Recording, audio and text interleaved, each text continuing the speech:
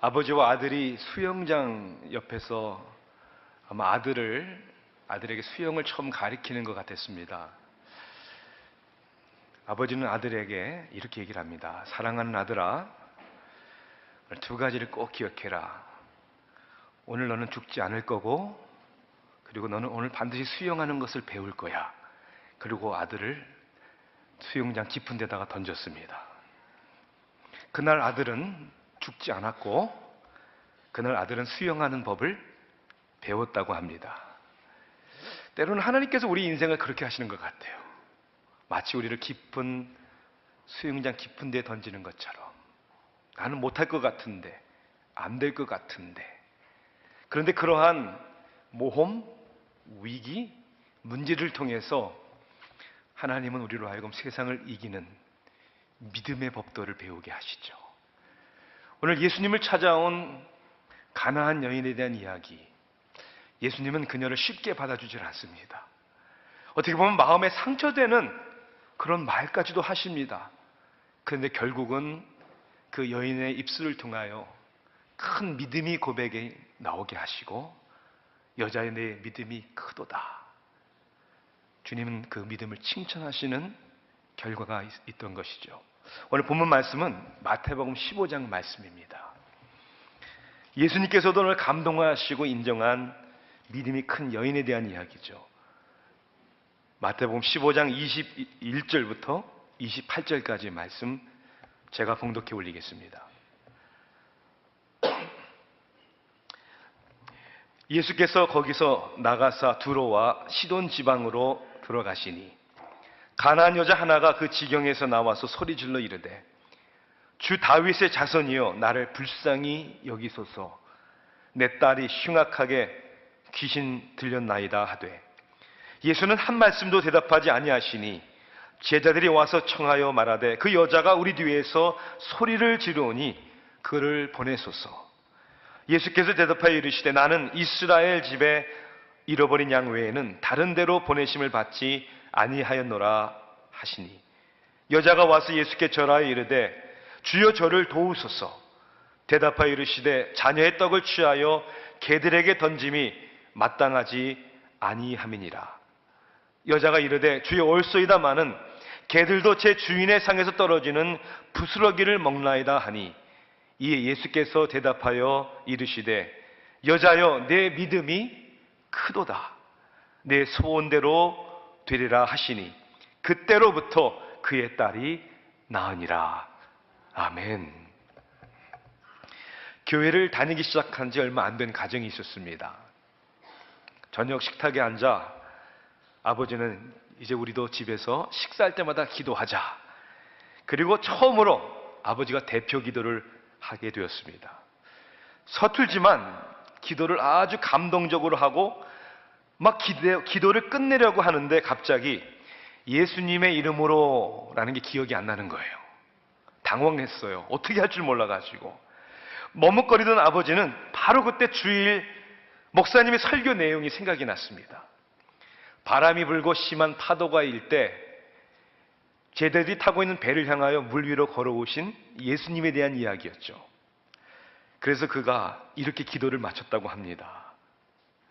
그때 물 위를 걸었던 그분의 이름으로 기도드립니다. 아멘.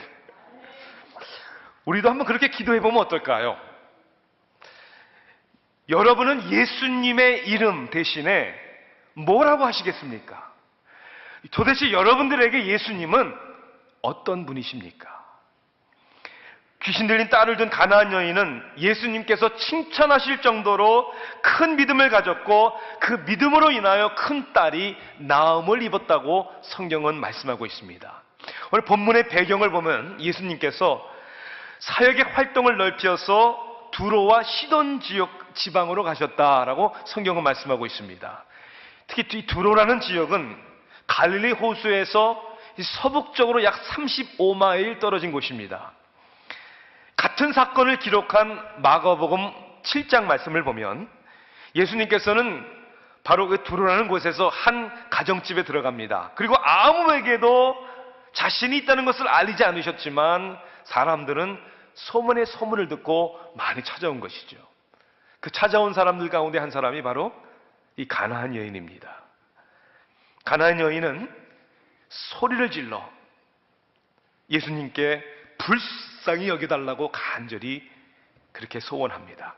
그런데 예수님은 한 말씀도 대답하지 않으십니다. 이 본문의 흐름을 보면 이 여인은 멈추지 않고 계속 간구했음을 우리는 짐작할 수 있습니다. 오히려 제자들이 나서서 예수님께 그렇게 간청을 하죠. 그 여자가 우리 뒤에서 소리를 지르오니 그를 보내소서. 영어 성경은 이렇게 번역하고 있습니다. She keeps crying. 계속해서 소리를 지르니 그러니까 시끄러운 거죠. 귀찮은 거죠. 그냥 보내소서라는 제자들의 간청은 그냥 쫓아보내라 라는 그런 의미가 아닙니다.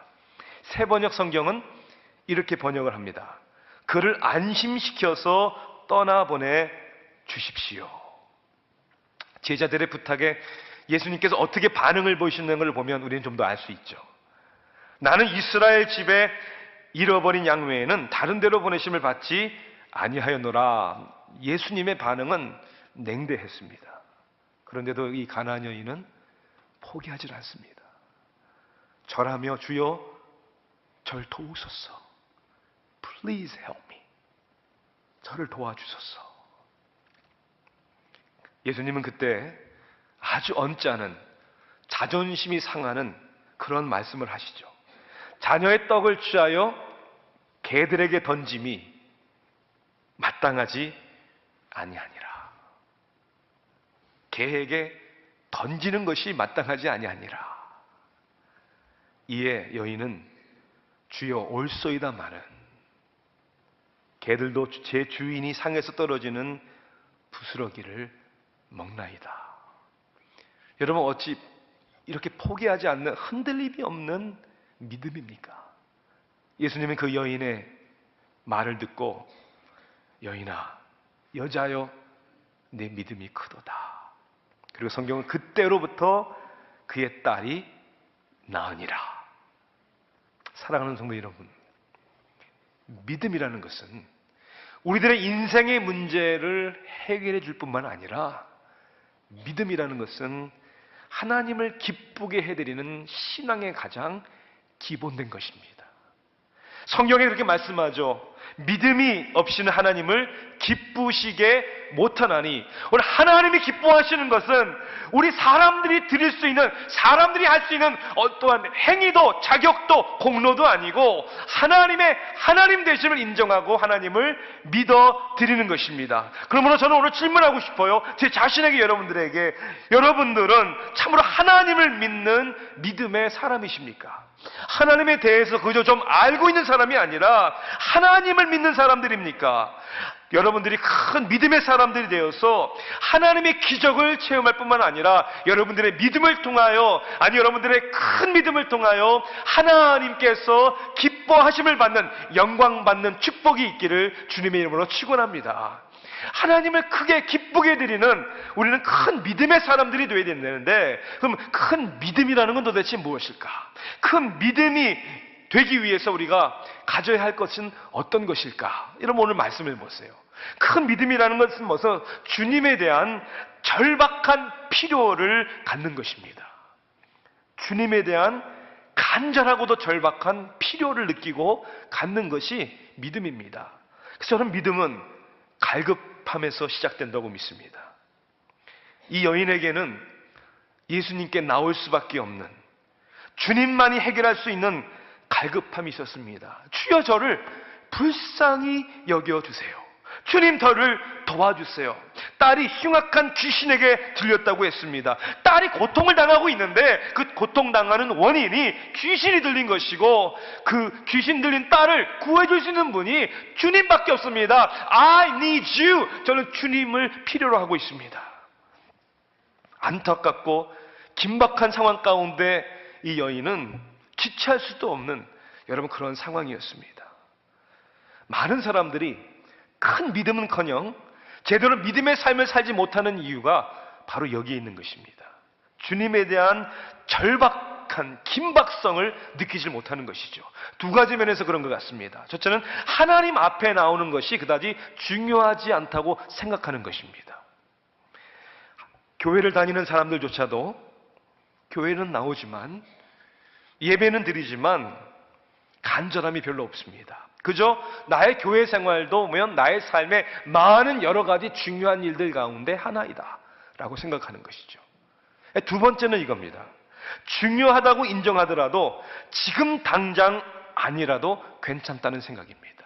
중요하지만 지금 아닙니다. 나중에 여유가 되면, 지금은 그다지 다급하지 않습니다. 하나님 앞에 나오는 것보다도 더 중요하고 더 긴박한 다른 것들이 있다는 것이죠. 1년 전에 저는 그러한 제목과 내용의 설교를 한 적이 있죠. 예수 그리스도는 우리의 삶의 우선이 아니라 전부다. 우선이 아니라 전부죠. 마가복음 7장에는 이렇게 그 여인에 대한 이야기를 합니다. 예수의 소문을 듣고 곧 와서, 그렇게 되어 있습니다. 더 이상 지체할 수 없는, 여러분, 귀신에 들려 고통당하는 자신의 딸보다 더 중요한 일이 어디 있겠습니까? 전도를 하거나 신앙 상담을 하다 보면 믿음에 대한 어떤 근본적인 거부 반응을 갖고 있는 사람들의 모습을 볼 수 있는데, 그 이유 중에 하나가 이겁니다. 믿음에 대한 거부 반응이 있는 사람들의 눈에는 신앙이라는 것이, 믿음이라는 것이 누구의 것이냐면 연약한 사람들이 필요한 것이다, 그렇게 생각을 하죠. 의지가 약한 사람들, 자신감이 없는 사람들, 세상에 실패한 사람들, 그래서 신의 존재를, 하나님의 존재를 의지할 수밖에 없는 그러한 연약한 사람들에게 필요한 것이다. 저는 그 말에 100% 동의합니다. 믿음이라는 것은, 신앙이라는 것은 연약한 사람들이 갖는 것입니다. 하지만 저는 반대로 이렇게 질문하고 싶습니다. 세상에 연약하지 않은 사람이 어디 있습니까? 연약하지 않은 사람 한번 나와보라고 하세요. 우리 인생은 너무나도 연약한 것이죠. 그것을 내가 느끼지 못하고 깨닫지 못하고 인정하지 않을 뿐이죠. 솔직할 수 있다면 우리 인생은 내가 할 수 있는 것보다 할 수 없는 것이 더 많은 연약한 인생입니다. 5분 후에 일어날 일도 알 수 없는 것이 우리의 인생이죠. 마치 자신의 몸 안에는 무서운 병이 자라고 있는데 자기가 느끼지 못한다고, 자신은 건강하다는 생각에 병원을 갈 필요도 없고 병원조차도 필요 없다고 착각하는 어리석음과 다를 바가 없는 것이죠. 예수님은 뭐라고 얘기하셨습니까? 여러분, 건강한 사람들에게 의원이 필요 없는 것처럼 인자가 온 것은 의로운 사람을 위해서 온 것이 아니라 죄인을 위해서 온 것이다. 여러분, 꼭 불치병이 있어야, 사업이 힘들고 삶에 고통이 찾아와야만 하나님 앞에 겸손해지는, 하나님 앞에 나올 수 있는, 여러분, 그런 것입니까? 영혼이 죽어있고 내 삶의 의미가 뭐고 나는 지금 어디로 가고 있고 내가 존재하는 삶의 목적이 무엇인지를 모르며 살아가는 인생이 더 불행하고 불쌍한 것이죠. 오히려 자신의 삶 속에 자기가 주인이라고, 자기가 God, 신이 되어서 살아가는, 하나님에 대한 갈급한 마음과 의지하고 싶은 그러한, 여러분, 소원이 없는 그 인생이 불행한 것입니다. 평생 바다에서 뱃사람으로 험한 인생을 살았던 한 노인이 병에 들어 이제 죽게 되었습니다. 목사님이 그를 신방을 했어요. 그리고 그에게 죄에 대하여 회개하고 예수님을 믿음으로 말미암아 구원을 받고 영생을 얻어야 된다고 그렇게 전도하고 설교를 했습니다. 근데 그 노인은 솔직하게 목사님에게 이렇게 고백을 하는 거예요. 목사님, 저는 평생 정말 나쁜 짓, 부끄러운 짓을 많이 한 것은 사실입니다. 그런데 목사님, 저는 회개가 안 됩니다. 제 마음에 하나님 앞에 미안하다는 그런 느낌이 들질 않습니다. 어떻게 하면 좋습니까? I don't feel sorry. 미안한 마음이 안 든다는 거예요. 목사님은 지혜롭게 이렇게 되묻습니다. 그러면 정말 그렇게 죄를 졌는데도 하나님 앞에 미안한 마음이 들지 않는 것이 미안하지는 않습니까? Aren't you sorry that you don't feel sorry? 네, 정말 그런 미안한 마음이 들지 않는 게 미안합니다. 예수님 믿으세요. 여러분, 저는 기대합니다. 그리고 기도합니다. 우리가 특히 온 세대 예배로 온 가족이 모여 함께 찬양하고 말씀을 듣고 기도할 때 먼저 우리 1세대들이, 부모의 세대들이 하나님 앞에 간절한 마음으로 하나님 앞에 회개하는 모습을 보여야 하는 것입니다. 자녀들에게 나도 너처럼 똑같은 죄인이요, 나도 하나님을 갈망할 수밖에 없는, I need God, 나는 하나님이 절대적으로 필요하다. 우리 자녀들이 그런 우리들의 영혼의 갈급함을 보고 그들도 큰 믿음을 갖기 위하여 갈급함을 가지는 축복이 임하기를 축원합니다. 큰 믿음이라는 것은 바로 그거죠. 우리의 긴박하고 간절한 하나님에 대한 필요를 느끼는 겁니다. 두 번째는 이겁니다. 큰 믿음이라는 것은 흔들림이 없는 주님에 대한 거룩한 고집을 갖는 것입니다. 믿음이라는 것은 단순한 순간의 결단이나 행위가 아닙니다. 믿음은요, 관계죠. 그래서 저는 믿음이라는 것은 하나님과의 관계 속에서 갖는 거룩한 고집이다, 저는 그렇게 정의하고 싶습니다. 이랬다 저랬다 하는 것이 아니죠. 뭘 좀 안다고 믿음이 좋은 것이 아니고요, 뭘 좀 말을 잘 한다고 무슨 좀 행위가 있다고 여러분 믿음이 좋은 것도 아닙니다. 그래서 사람과 믿음은요, 오래 두고 봐야 합니다. 특히 사람들과 믿음은 시련과 연단을 통해서 그러한 진가를 알게 되는 것이죠. 만일 저는 생각을 해봤습니다. 예수님께서 이 여인에게 한 것처럼 만약에 제가 목회를 한다면 세교에 남아있을 사람이 아마 하나도 없을 것이다. 예수님은 이 여인에게 적어도 3가지의 시험거리를 줬어요. 그리고 그 강도가 점점 세집니다. 높아집니다. 첫째 시험거리는 예수님은 이 여인을 무시했습니다. 소리를 질러 그렇게 여인은 부르짖죠. 주 다윗의 자손이여 나를 불쌍히 여기소서. 내 딸이 흉악하게 귀신 들렸나이다. 그런데 예수님의 반응은 참 이해하기가 어렵습니다. 뭐라고 되어 있죠? 성경은 예수는 한 말씀도 대답하지 아니하시니. 여기서 교인 반은 다 떨어져 나가는 거예요. 여기서 어떻게 나를 이렇게 무시할까? 나를 봤는데도 본체 만치 하고 뭐 이런 거 있잖아요. 우리끼리 다 얘기하는 거 다 알잖아요. 우리 그죠? 섭섭함, 나를 알아주지 않는다는 거, 나를 무시한다는 거.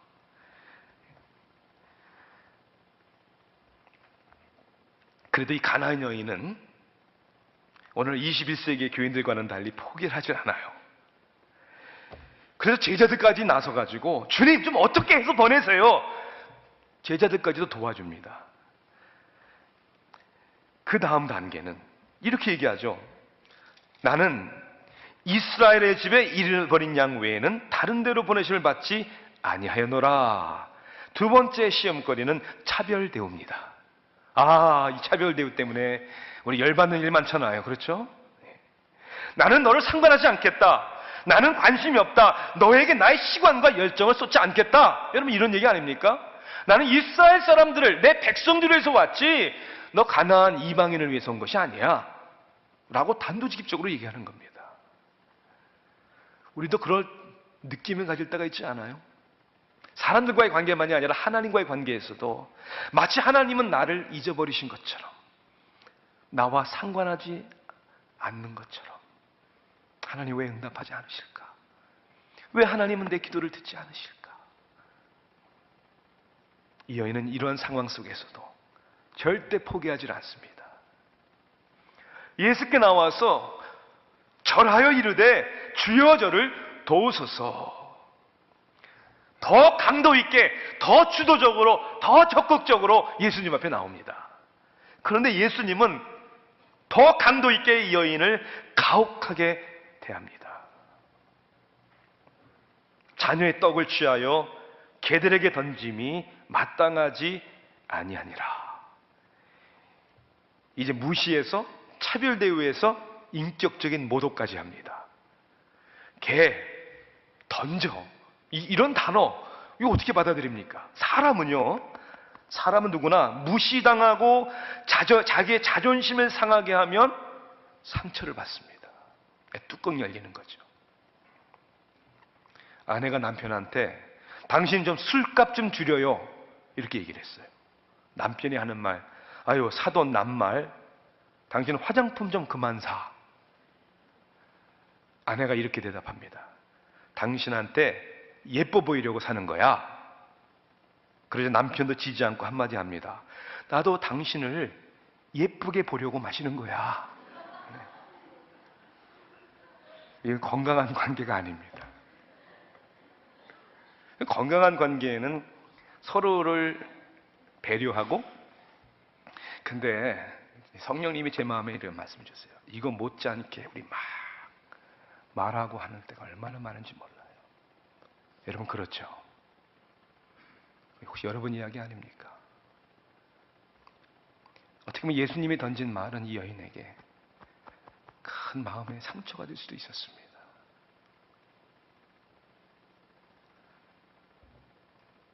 저는 이런 질문을 해봅니다. 왜 예수님이 이렇게 어렵게 하실까? 간절히 예수님 앞에 나와 자기 딸을 위하여 고쳐달라고 하는데 좀 시원스럽게 고쳐주시지, 왜 무시하시고, 왜 차별 대우하시고, 왜 인격에 모독까지 주시면서 뭐 이렇게까지 하실까? 전능하신 하나님이, 사랑이라고 얘기하신 하나님이, 그 이유는 바로 여기에 있습니다. 우리가 가지고 있는 생각과 목적보다 하나님의 생각은 다르고 더 큰 목적을 갖고 계시기 때문입니다. 여러분, 고침을 받는 것만이 목적이 아니라 고쳐주실 뿐만 아니라 주님과의 관계 속에서 큰 믿음을 갖기 위하여, 그 믿음의 고백이 있기 위하여 주님은 그렇게 허락하신 것이죠. 저는 높이뛰기라는 올림픽 종목의 경기를 생각해 봅니다. 1912년도에 정식 종목으로 채택됩니다. 세계 신기록이, 높이뛰기 신기록이 2m 45cm입니다. 굉장히 높죠. 이 기록은 쿠바의 제비어 소토마요라는 쿠바 선수가 1993년도에 세운 기록입니다. 2m 45cm. 자, 그런데 소토마요 선수가 그 신기록을 세운 것은 하루아침에 이루어진 것이 아니었습니다. 처음에는 낮은 수평 막대를 놓고 뛰어넘겠죠. 그리고 좀 더 높이, 좀 더 높이, 그리고 좀 더 높이, 그리고 막대기가 걸려서 넘어지면 또 계속, 또 그것을 이제 마스터하면 또 높게, 또 높게, 또 높게, 더 높이 향하여, 그래서 세계 신기록을 세우게 된 것이죠. 그래서 믿음이라는 것은 바로 그런 것입니다. 큰 믿음이라는 것은 그 믿음을 필요로 하는 사건과 문제가 있어야 되는 것이죠. 그것을 극복해야 하는 것입니다. 예수님께서 가나안 여인이 처음에 소리질러 부르짖었을 때 응답하셨다면 긍휼히 여김을 받고 딸이 고침을 받았을는지는 모르지만 큰 믿음을 갖고 고백하는 축복을 누리지는 못했을 것입니다. 여러분, 지금 여러분의 삶에 하나님이 그 믿음의 높이를 높이시는 것을 여러분 느끼시고 계십니까? 고통스럽지만, 외롭지만, 힘들지만 인내함으로, 하나님을 신뢰함으로. 왜냐하면 여러분을 향한 하나님의 관심은 여러분의 신뢰의 믿음의 높이가 점점 높아지기를, 그래서 그리스도의 장성한 분량이 충만한 데까지 이르기를 원하시기 때문입니다. 여러분의 삶 속에 지금도 역사하시는 하나님의 뜻입니다. 성형외과 광고 중에 이런 글이 있습니다. 어머니 날 낳으시고 원장님 날 만드셨네. 저는 여러분들에게 이렇게 말씀드릴 수 있어요. 하나님 여러분 낳으셨고, 그리고 하나님이 지금도 여러분들을 만드시고 계십니다. 큰 믿음을 필요로 하는 사람, 고난과 아픔을 허락하시기도 하죠. 눈에 보이는 일들이 이해가 안 돼도 그것을 주관하시고 하나님을 믿음으로 바라보고 신뢰하기를 원하시기 때문에 포기하지 마십시오. 믿음의 경주를 다하십시오. 끝까지 달리십시오. 그것이 큰 믿음을 갖는 복음의 비결입니다. 마지막으로는 큰 믿음이라는 것은 간절한 하나님에 대한 필요를 느끼고 거룩한 고집으로 절대로 포기하지 말고 하나님 앞에 나와야 하지만 가장 중요한 것은 주님에 대한 하나님에 대한 바른 신뢰를 trust, 신뢰를 갖는 것입니다. 믿음은 신뢰죠. 하나님을 절대로 신뢰하는 것입니다. 이 여인은 예수의 소문을 듣고 곧 왔다고 했습니다. 예수님에 대한 소문을 듣고서도 예수님에 대한 trust, 신뢰를 가진 것이죠. 그 관계의 가장 건강함을 측정하는 것은 얼마나 서로 신뢰하느냐, 그 믿음입니다. 우리가 신뢰할 수 있는 주님은 어떤 분이십니까? 적어도 이 여인에게 있어서 예수님은 어떤 분이셨기에 그렇게 무시당해도, 차별당해도, 모독을 당해도 포기하지 않냐고 끝까지 그 믿음의 자리를 지켰을까? 첫째는 주님의 주권을 신뢰하는 것이죠. 주님이 통치자시고 나의 인생을 다스리는 분이다.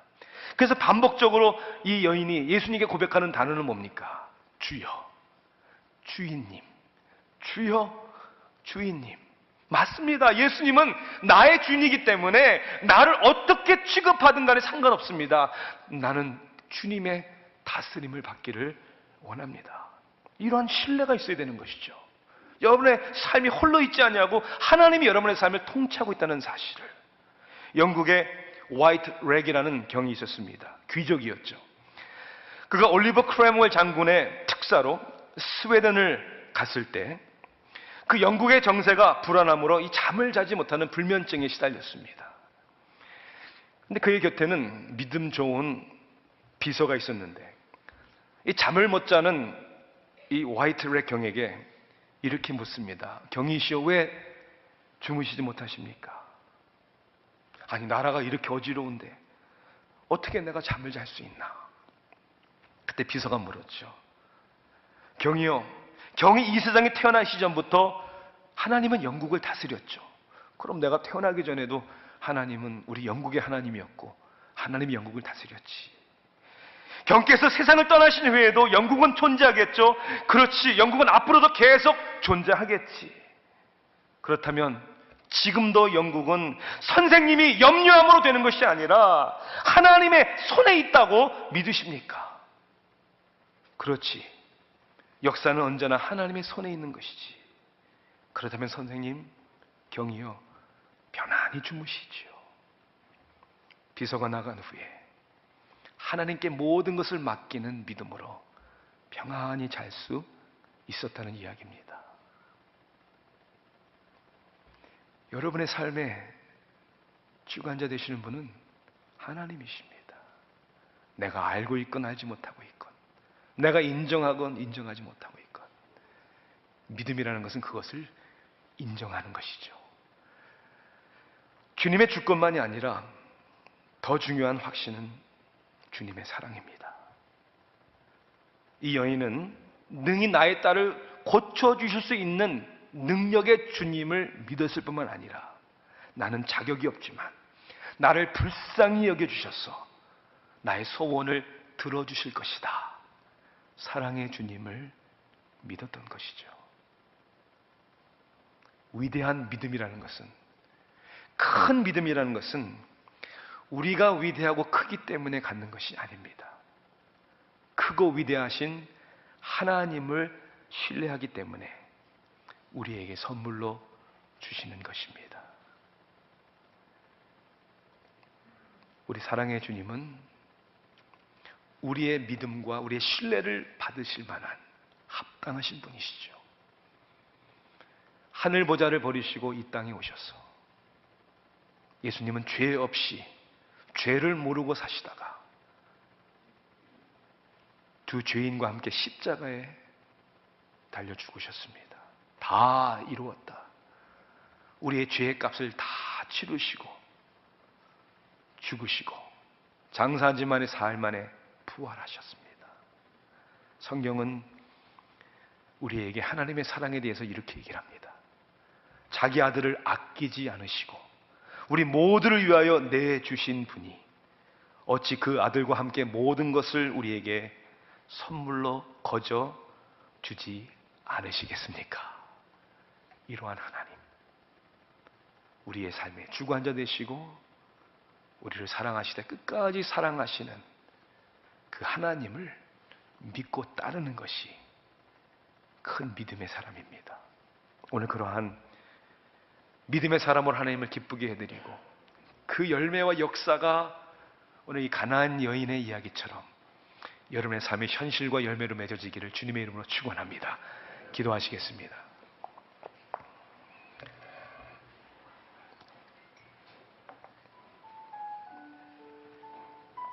사랑의 하나님, 연약한 저희들이라 마치 하나님은 잠잠하신 것처럼 때로는 실감나지 않는 과연 하나님이 계신 걸까?